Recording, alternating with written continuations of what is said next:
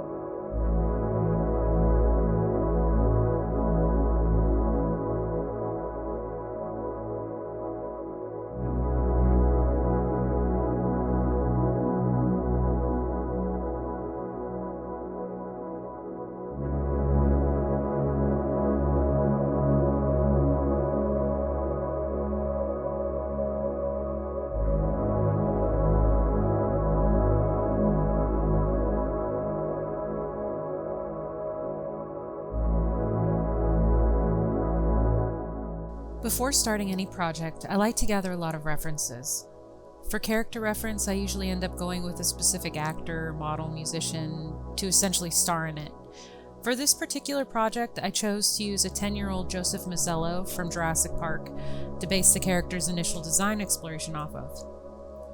Believe me though when I say this look will change drastically in iteration, but you need to start somewhere, so pick someone to start you off on a good design path. As for clothing and hairstyles, I gathered from a time spectrum ranging from 1980 to 1999. I'm not seeking a one-to-one historically accurate time period with any of my works going forward. I am seeking to represent a feeling from a set of time periods, hopefully leading to a nostalgic sensation for most readers. I want my characters to feel grounded in reality but not captive to it.